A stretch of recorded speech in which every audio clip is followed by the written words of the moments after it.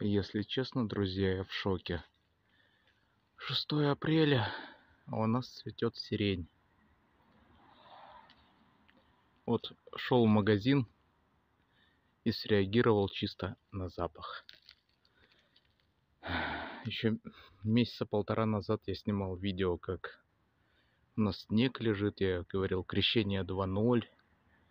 Что такое климатическая аномалия? Вот климатическая аномалия. Обычно ко Дню Победы она расцветает во второй половине апреля, ближе к маю.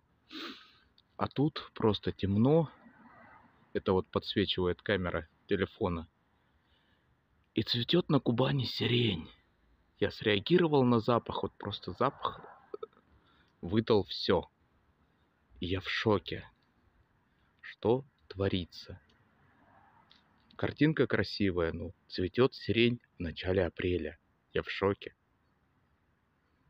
1,5 месяца назад был снег.